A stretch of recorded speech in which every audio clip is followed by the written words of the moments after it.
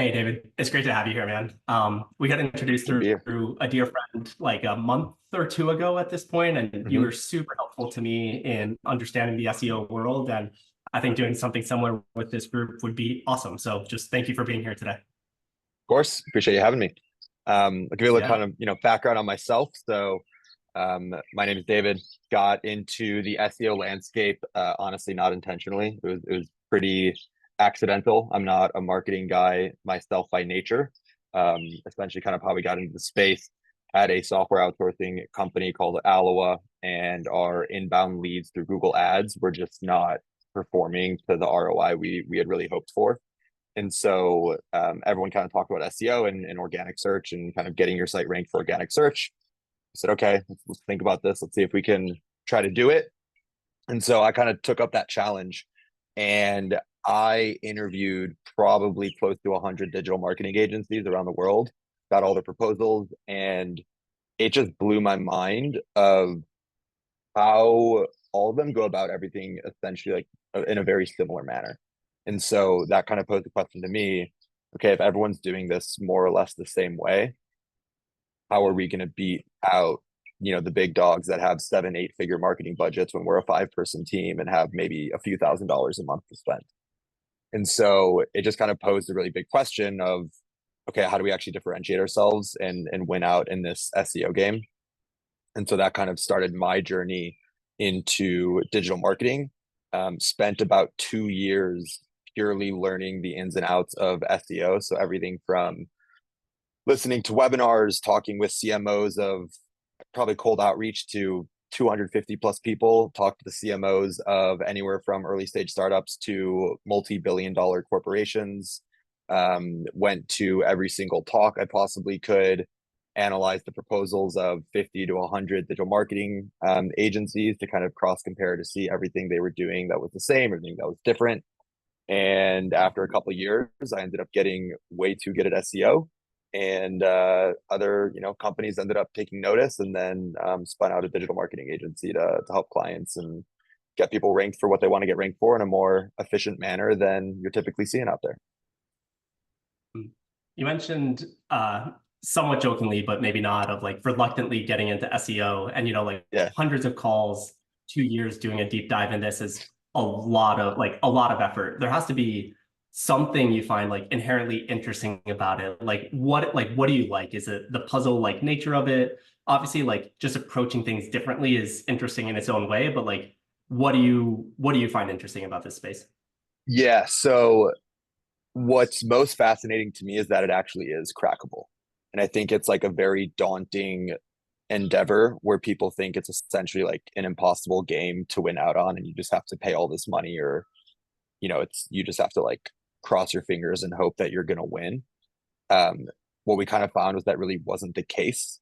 And the big magic moment for me was when I got Aloha ranked number 1 on Google for software outsourcing, and we were ranked above TopTal, Upwork, Bears Dev, like all these companies that have insane budgets.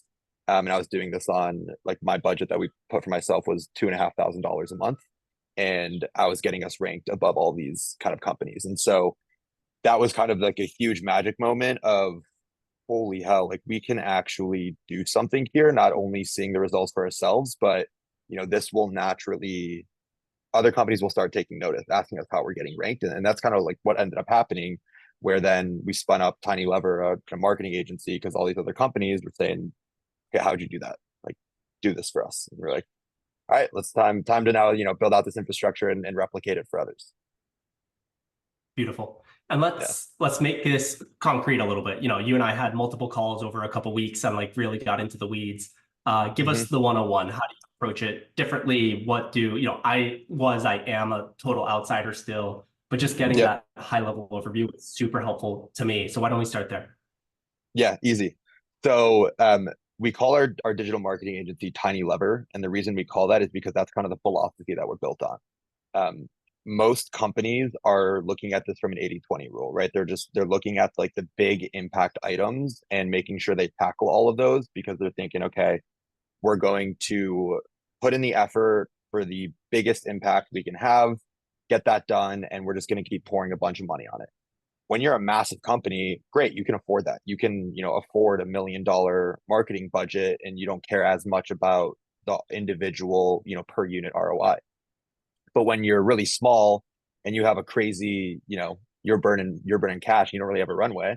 Um, you can't afford that. You don't have that luxury. And so what we really built our theories on was how many tiny levers can we pull to make that individual seemingly insignificant impact compound into something really, really special.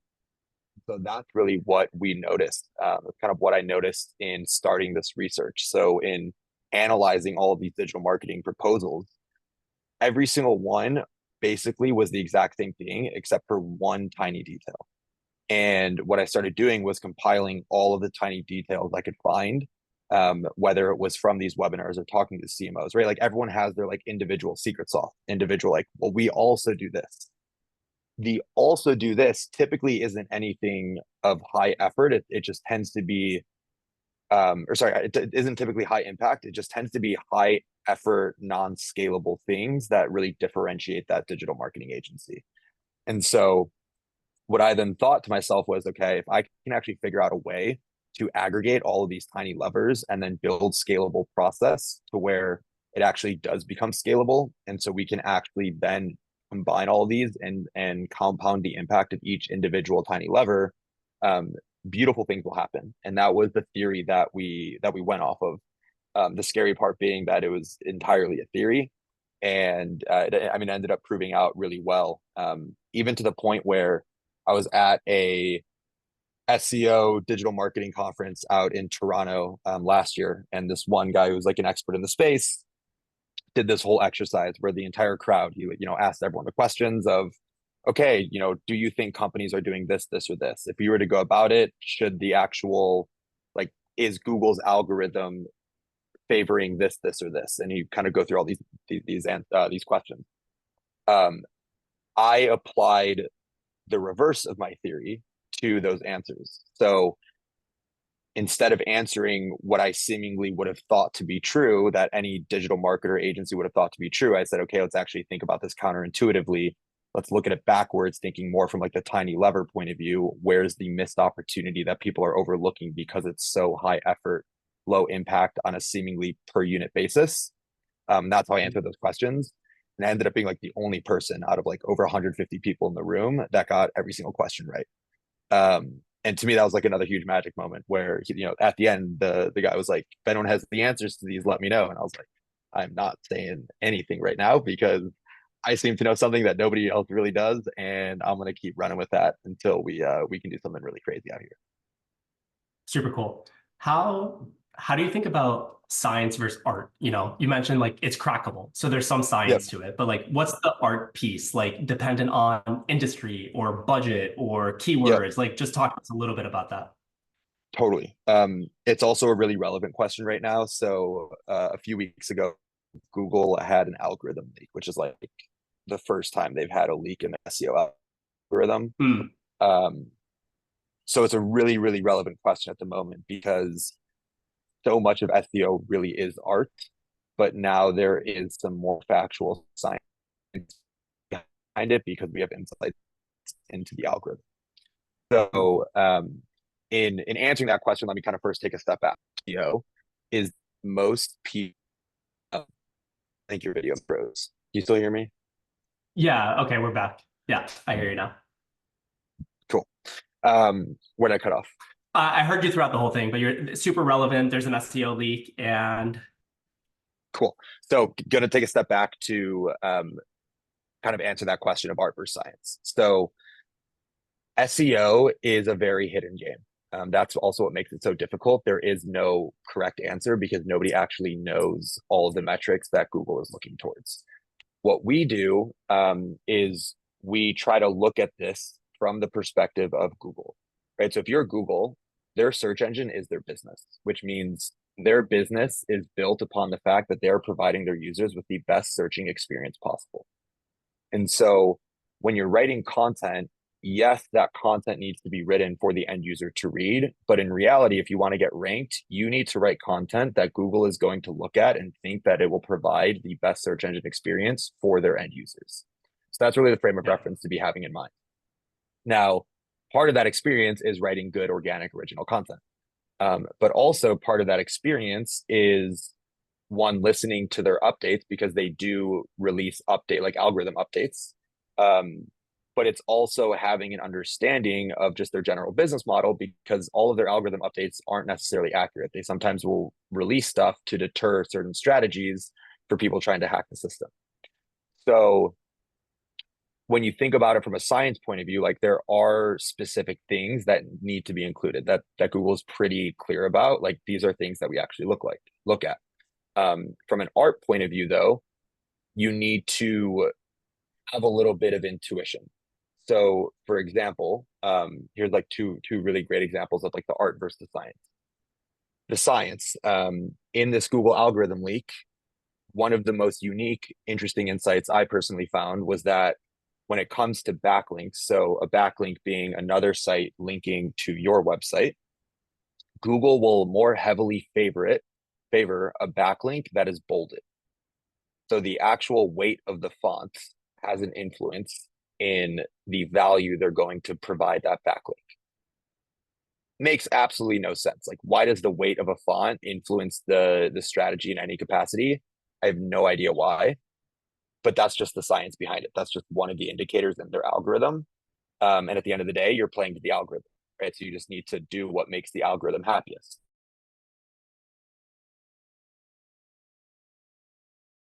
In February, March, Google released an update saying that they were deprioritizing the value of backlinks.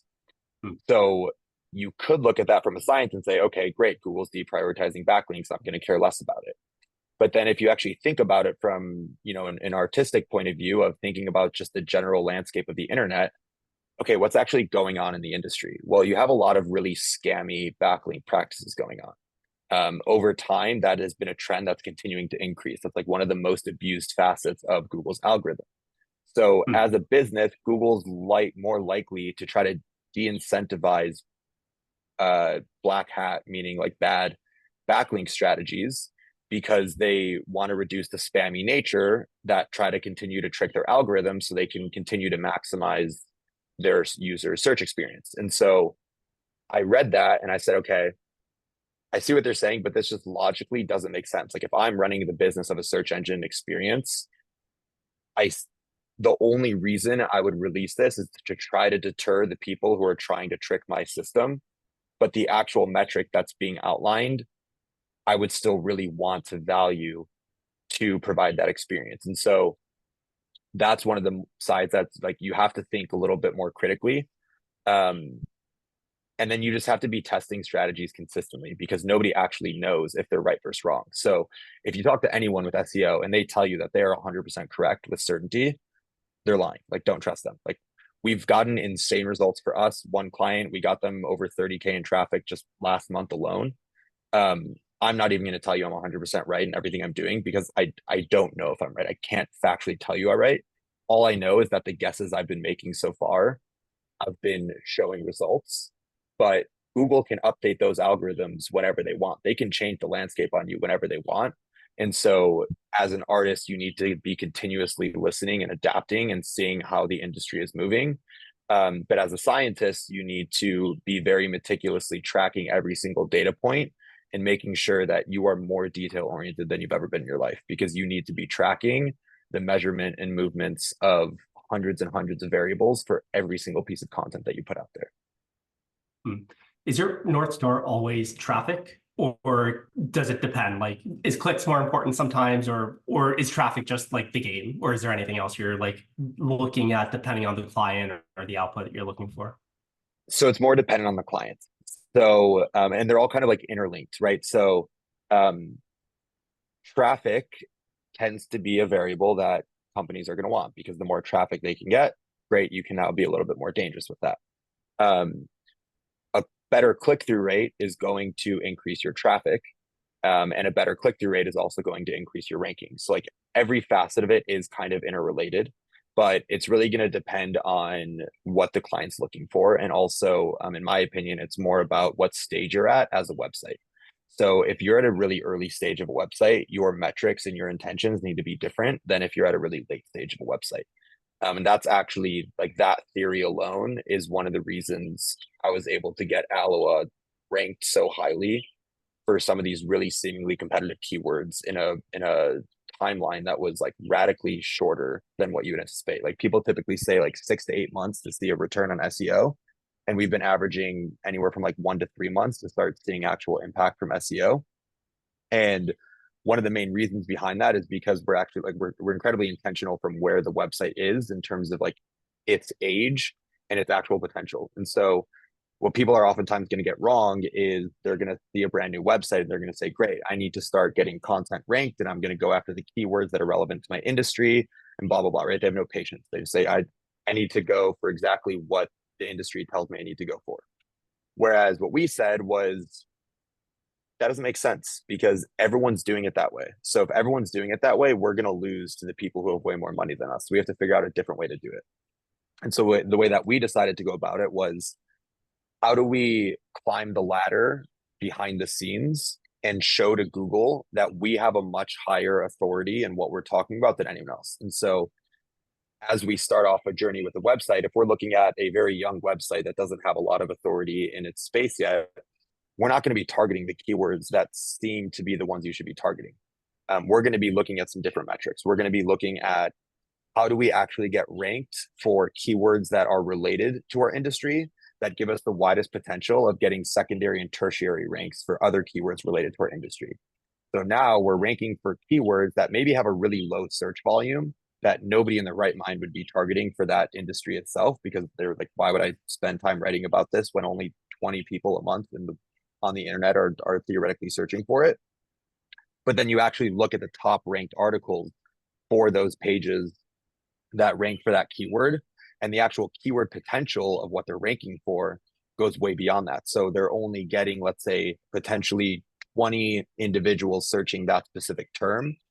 But by having that page ranked, they're now getting 750 keywords ranked on the first position in Google, which then goes to Google, and Google's algorithm says, wow, you're a brand new website and you have X number of keywords ranked beyond what the average website does at your age. You must have a really high site authority and you really know what you're talking about. And so it more dramatically increases your rank from like a really strategic kind of like backdoor point of view. So then you can more rapidly start ranking for those more competitive keywords that you actually want to. But it's like a very patient, go easy. I like to say that if anyone's a sports gambler, there's this thing called value bets where you're like really like kind of betting based off of line differentials, right? So if one book has a line at plus 120 and another book has a line at plus 180, you're going to say, okay, well, I'm going to bet on the one that's going to give me the better odds on like a better payout because these other books say that is a higher chance to actually, come true.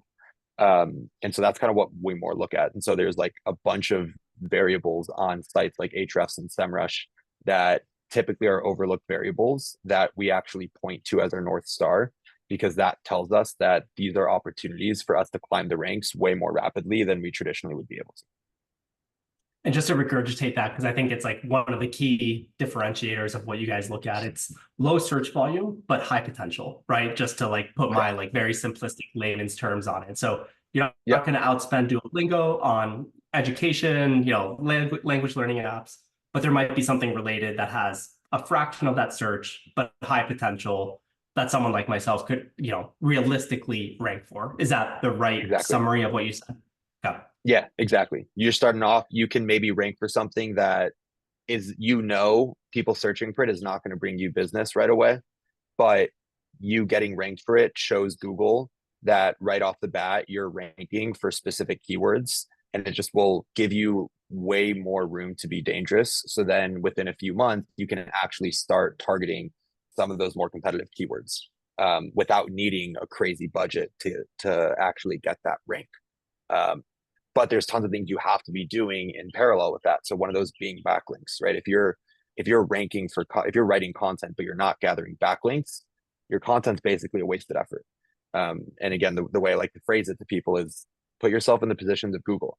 Like if you are Google, you're an algorithm, you're scraping the internet and trying to determine who is the most authoritative voice? Who is going to give my search engine users the best experience? One of the best ways to do that is, okay, other sites that are that we deem to be really good, if they're linking back to you, then they're telling us that you're also a really good site. So we're going to trust the sites that are already ranking really well to tell us what are other sites that are ranking really well. So you have to like really try to put yourself in those shoes and then start combining all of those other variables on top of the whole ecosystem. So like the keyword research is step one. And then once you identify that proper keyword, then you start compounding all those other variables together in that whole process. That's kind of why we call our, like with each client, the dashboard we create for them, we call it a marketing engine. It'll be like the client's engine. And we really call it an engine because it truly is. It's like almost an assembly line where there's all these different components and pieces that are all moving together and influence one another. Super cool. We mentioned backlinks. There's some other basic stuff, just like structure of it, right? Like H1, H2 is just making sure your content actually includes the keywords, blah, blah, blah, blah, like all best practice type stuff. I just love this notion too. The line that sticks out to me is like, startups don't compete with airlines by building a faster airplane. They compete by building Zoom. And like, I just love that notion. And you're attacking it in a similar vector, right? Like, you obviously can't outspend bigger company. So how do you, out innovate them? How do you attack it from a different vector? Are there any other angles that you want to cover in terms of like, hey, we think about this differently, or you at least encourage other people to, be aware that this might be a tactic worth looking at? Yeah, it's a good question. I think, one, like if anyone has questions, let's chat. We won't be able to touch every single facet of it in a 10-hour call because the whole engine and every very like minute detail literally took almost 2 years of building piece by piece. And so there's so many different things to actually be considering and thoughtful of when you're really thinking about how to out innovate.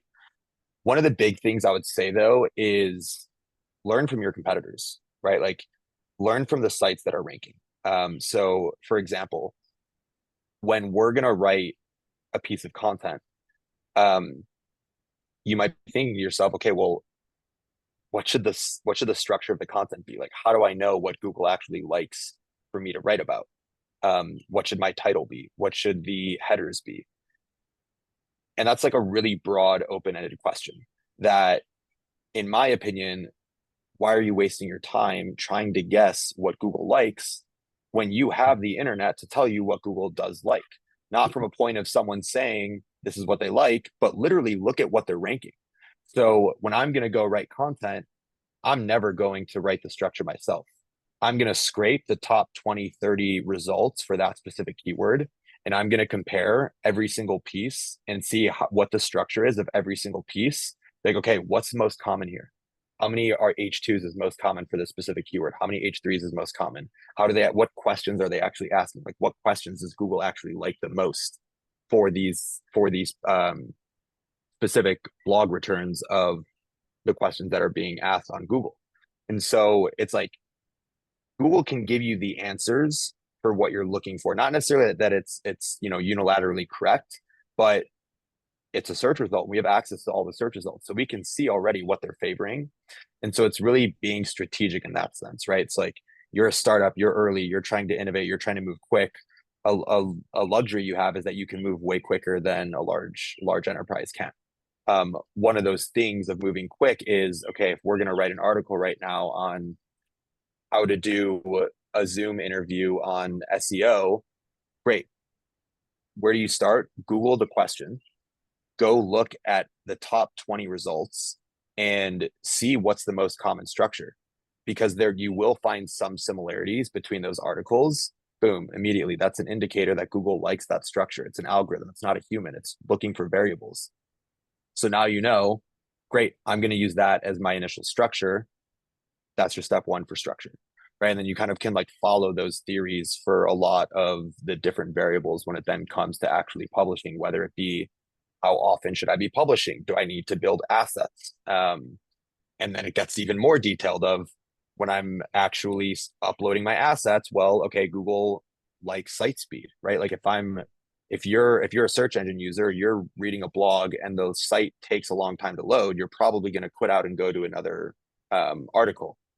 Google obviously knows that. And so when I'm going to upload images to the blog, I'm going to upload them in the most compressed file possible that Google likes, because that's going to fractionally reduce my site speed. So if my competitor has 5 images that are all JPEG, great, I'm going to do 5 images that are all WebP format because that's the most compressed file that Google likes the most. Now my site's going to load a fraction of a second better than them. And it's literally just like piece by piece by piece by piece. And you just learn and you innovate, and you don't need to crack it all at once. We didn't do it all at once. We didn't build it all at once. You can continuously do it over time, but it's just really about being a very critical thinker, and it's hackable. It just takes a lot of time and effort. And it's, you might bang your head on the wall a bunch of times, but you'll eventually get there. 1% better, right? Exactly. Yeah. 1% of the time. All about the tiny levers. How is AI impacting this space right now? Short term, long term, black hat stuff. Yep. The structure thing you mentioned makes all the sense in the world. That's like structured data that seemingly to a novice would like lend itself well to AI helping you there. Like, just what's Mm-hmm. the impact so far? Talk to us a little bit about that. Totally. It's a great question because AI is it's going to change everything. But again, keep in mind that Google also knows AI is going to change anything, and and they want to prevent that to ensure that actual humans are writing content that actual humans are consuming. And so, how is AI going to change the landscape? In my opinion, the most effective way AI will change the landscape and that you can use it is use it as a tool, not as a solution. AI is not going to solve your SEO issues. You need to still write your content. You need to still proofread it as a human. You need to still think critically about these variables and make some intuitive decisions that are going to require you to have a really in-depth understanding of your industry. But AI is going to be there to help you. So exactly what you're saying, right? Like, you as a human, you don't need to spend the time scraping the top 20 articles and seeing what the site structure is.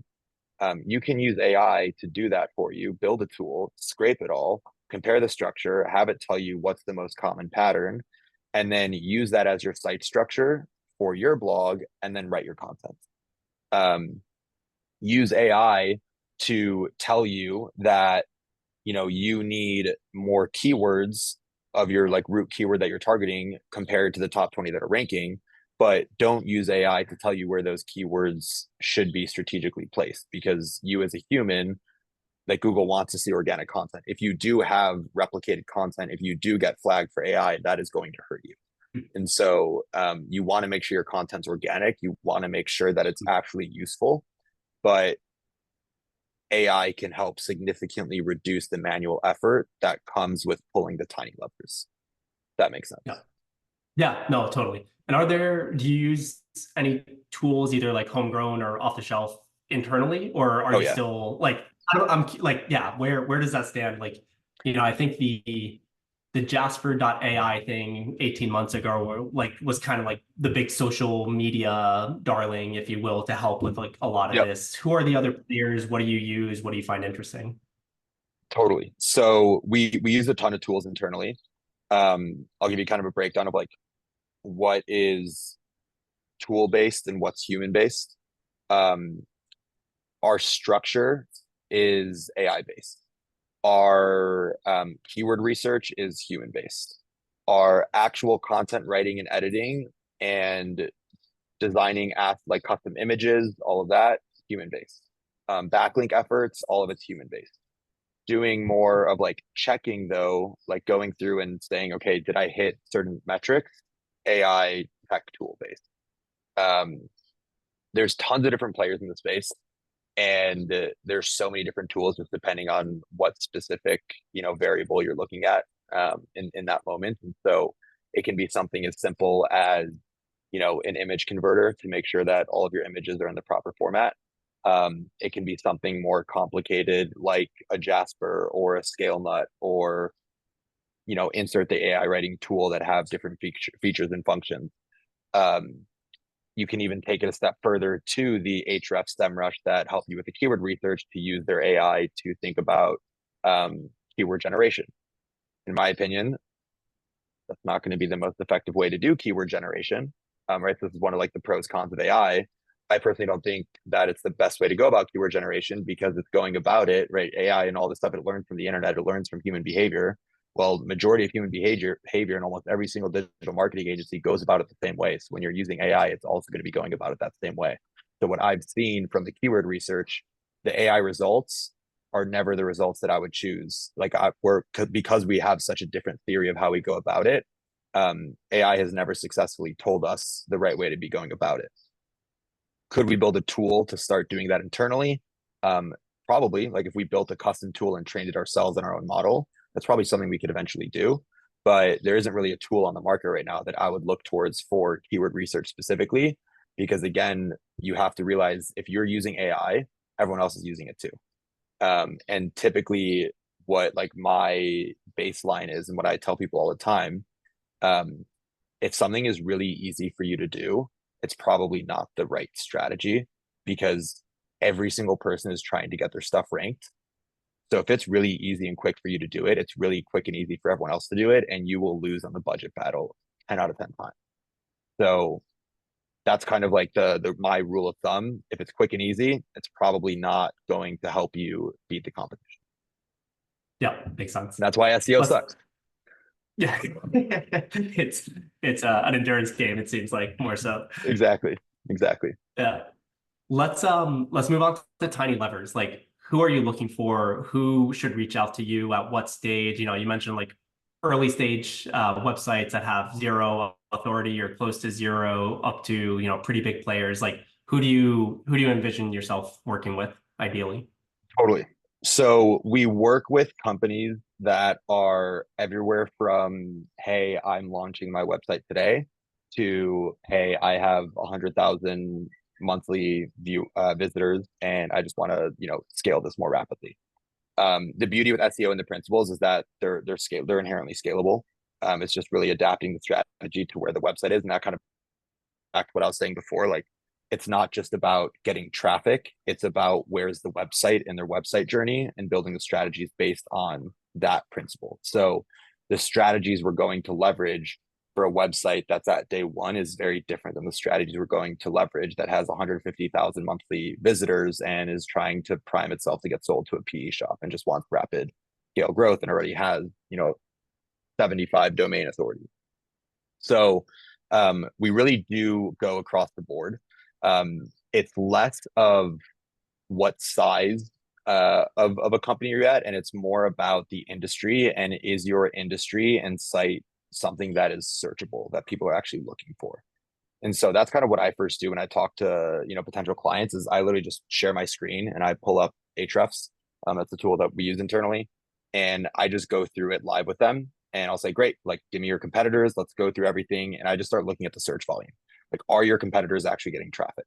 The keywords that you want to rank for, are those getting traffic? If you're selling products, like do people actually search those products online, or are you typically actually only getting sales from affiliates? It's more of like getting into those business oriented questions of, does SEO actually make sense? Because it doesn't make sense for everyone. Like there's some sites that just don't get traffic because that's not their business model. The people who are looking for them aren't typically looking for them on the internet. And so why would you be spending 5K a month for a really high quality digital marketing agency when you see that none of your competitors are getting traffic and none of the keywords, like the most competitive keywords that you actually want to get ranked for, none of them are actually bringing traffic either. So could we build your site traffic? Sure. Could we get you a higher authority? Sure. But then when we get to that point and we're now in a position to get the most competitive keyword, if that's still not going to bring you traffic, then what's the point of doing SEO? And so that's really more the thing to think about is like, as a business, does it really make sense for you to invest in it? Because it is such a long game investment. The beauty is that SEO is the gift that keeps on giving. Once you start getting ranked and traffic coming, it's a continuous flow of traffic. But the downside is it's a really heavy investment, one that people typically don't have the patience for. They'll try it for a bit and then they don't see the returns and they stop. And so you need to be willing to put in a really large investment of time, money, energy, whatever it be. And you need to be sure that that has the potential ROI from a business decision of as an investment itself. And so that's really more what I would look for, like as a company. Like if you're interested in SEO, if you're interested in ranking, right? Like let's have a conversation. I'm more than happy to chat and give you any thoughts, tips, whatever it be. Like right, like what I was doing with you. You're at the start. I'm like, great, literally do this. Like these are the first things to start. I'm so happy to give away knowledge and teach people how to do it because doing this alone for 2 years was absolute hell. Like it was so frustrating. So I'm happy to save people from that time, effort, energy, and give them the steps they need to start seeing if it actually makes sense or not. So let's have that conversation. I'll help you, like, make that decision. Does it make sense for you or not? Cool. And how do you typically structure stuff? Do you like teach a man how to fish and then, the client just kind of like ends up owning the whole thing? Do you guys do something in perpetuity? Just what does that kind of look like as a client? So typically it's going to be in perpetuity, minimum 6 month contracts, and we do everything from start to finish. So everything from keyword research to content planning to writing the content, editing the content, publishing the content, creating custom image assets. Um, like side note, custom image assets, it's huge because those images can get ranked on Google Images. Like at one point, there was a really high trending keyword that our image was bringing over 10,000 visitors a month from Google Images. Like there's so many different ways to hack whatever. Yeah.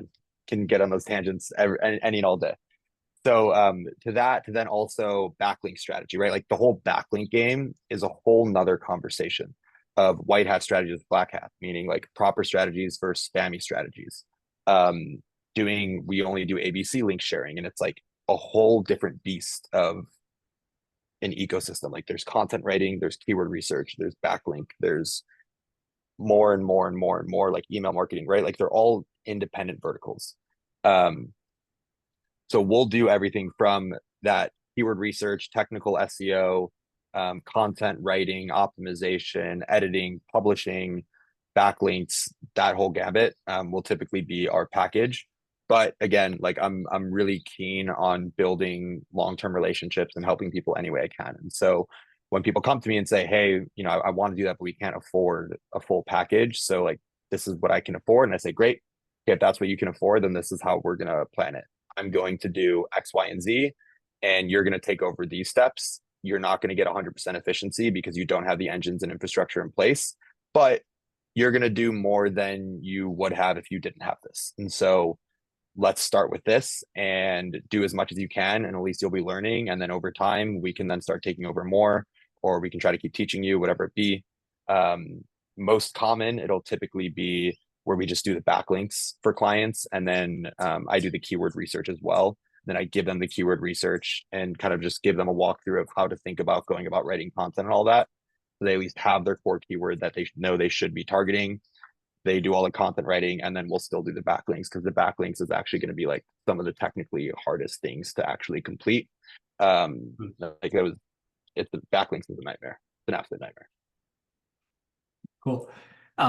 David, we were talking before, like thinking of you as the LatticeWorks SEO guy, I think is super cool and super exciting for me, for us. You've Totally. been super helpful in my journey. So just thank you for sharing everything today. Besides, people Of are course. interested in learning more about SEO and potentially working with you. How else can people where can people reach out? How else can we support you? Anything else come to mind that you want to make sure we cover?